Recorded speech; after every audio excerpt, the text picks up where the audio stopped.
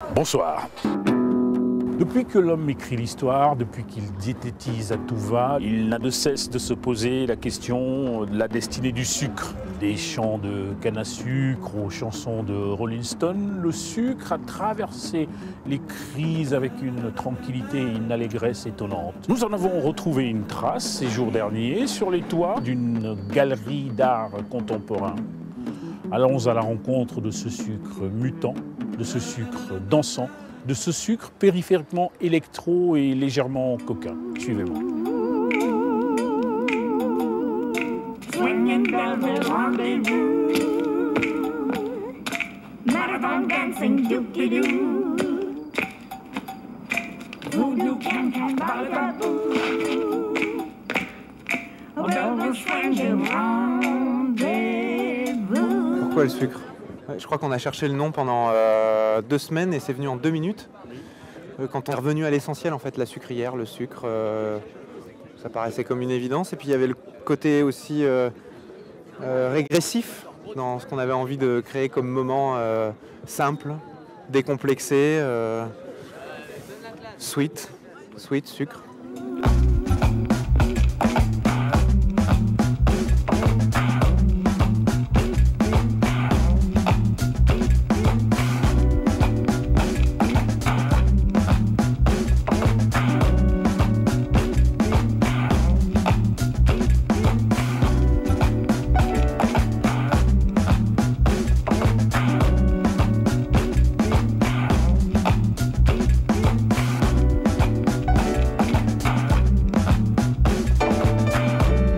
Ça me fait penser à quoi? Premièrement, je trouve que c'est un bon nom pour un club.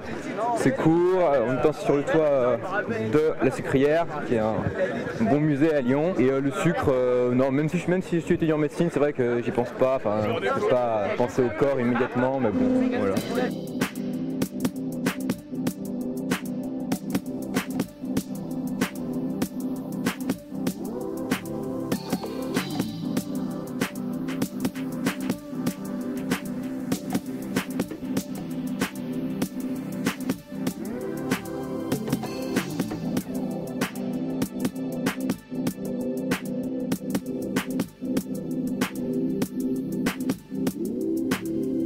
Est-ce que nous sommes des filles sucrées?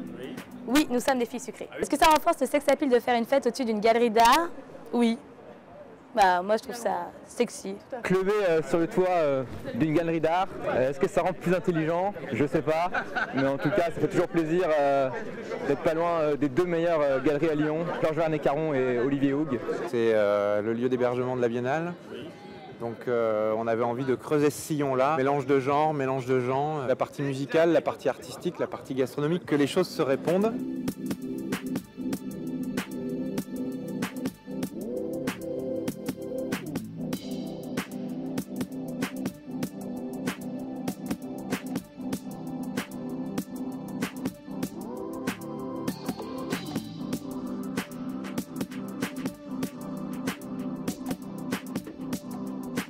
Combien de fois je me fais draguer en moyenne au sucre?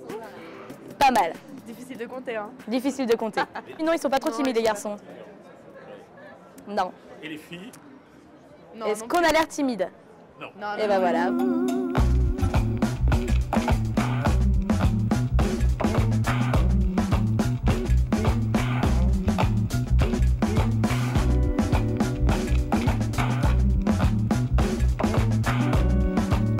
Au niveau artistique, aussi bien musical que non musical, sur toute la partie graphique, picturale, oui, on a plutôt des gens qui ont envie de nous accompagner. On a été surpris par des personnes qui sont surinvesties dans le projet qu'on avait.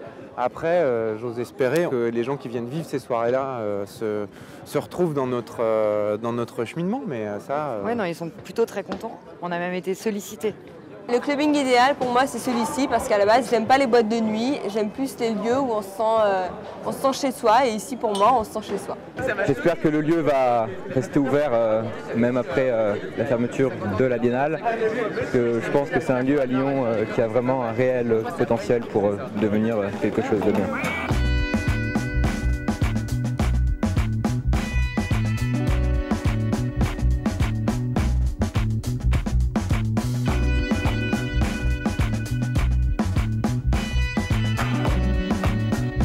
C'est tout le jeu justement de se mettre dans une posture éphémère, de se dire voilà, on crée un lien pérenne avec les gens, on transportera cet état d'esprit, cette forme de rencontre ailleurs, dans d'autres lieux, dans d'autres moments, dans d'autres cadres, sous d'autres formes, assurément. Après, la suite au prochain épisode, ça va... À suivre. À suivre.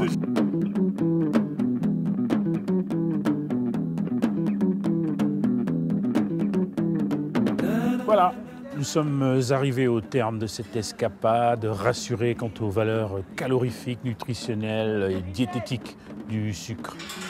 À très bientôt, chers amis. Keep in touch.